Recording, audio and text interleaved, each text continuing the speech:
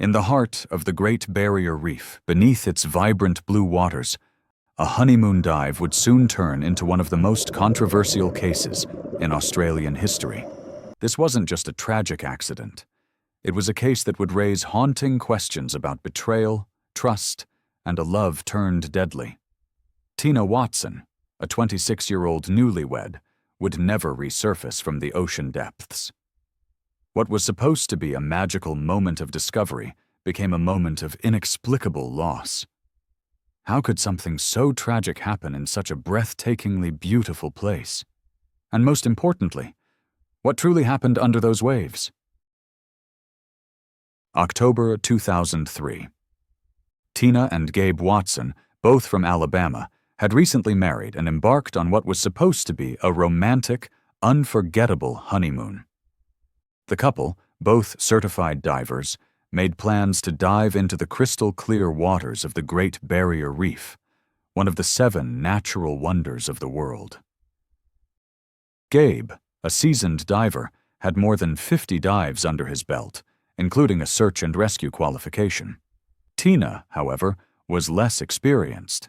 She had only 5 dives to her name and had been apprehensive about diving in the ocean. Still, Tina trusted her new husband completely. She followed him to Australia, where they booked a dive trip aboard the Spoil Sport, a boat taking divers out to the SS Yongala wreck, a spot known for its incredible marine life and shipwreck history. Despite her nervousness, Tina put her trust in Gabe. She had always admired his adventurous spirit, and for her, this dive was supposed to be an experience of a lifetime, an opportunity to create memories together. But unbeknownst to Tina, the man she had married harbored secrets that would soon unravel in the most horrifying way possible. The couple descended into the turquoise depths of the reef. At first, everything seemed fine. The underwater world was breathtaking. Vibrant coral, schools of fish, the majestic presence of the wreck itself. But soon, something went terribly wrong. Tina began to show signs of distress. She signaled to Gabe, but the situation quickly escalated. Witnesses on the dive boat later reported hearing her cries for help. Gabe, instead of immediately assisting his wife, reportedly swam toward the surface, leaving Tina to struggle. But what happened next was even more chilling.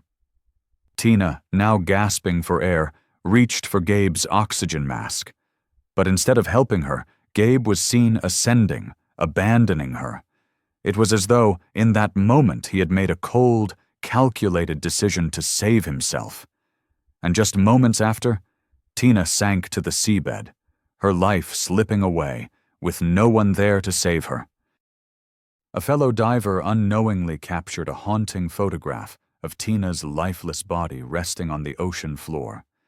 Her air tank still had plenty of oxygen. Her gear appeared to be fully operational.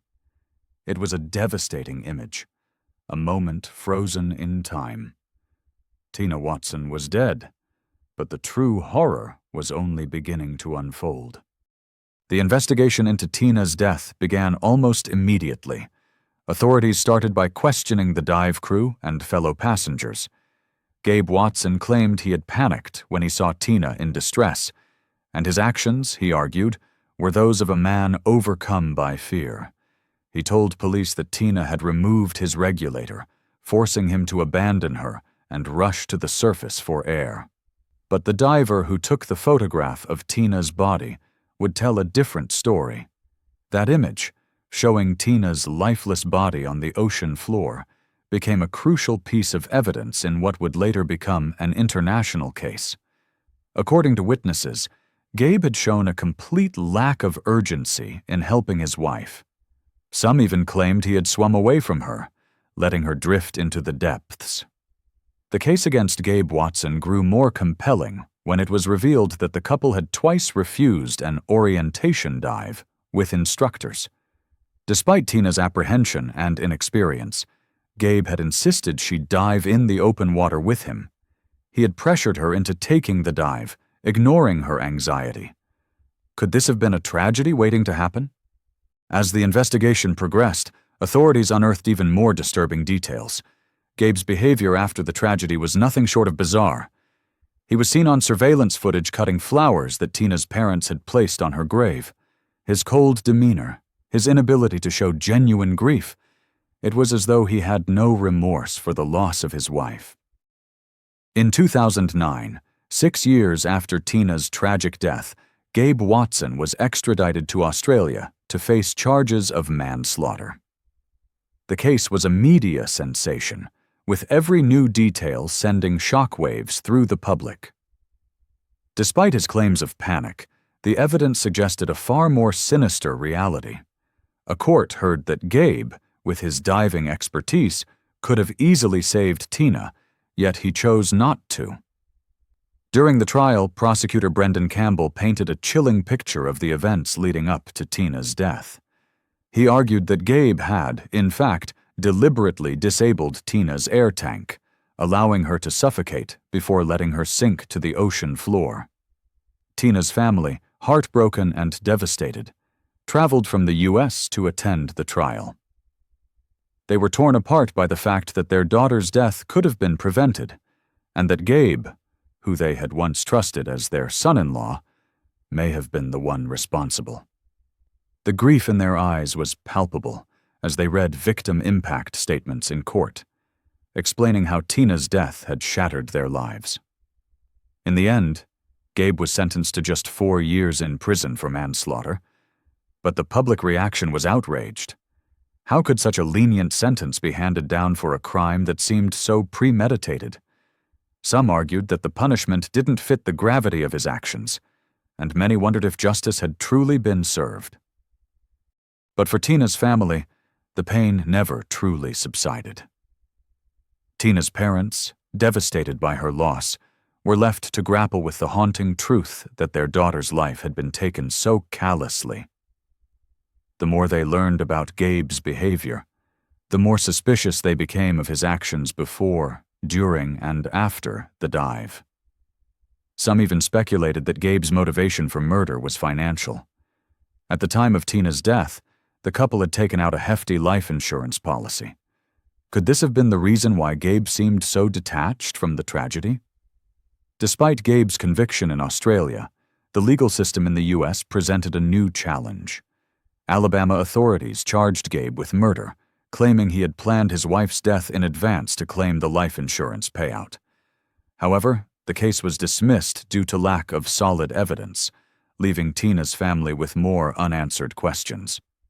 The death of Tina Watson remains one of the most controversial and emotionally charged cases in recent history.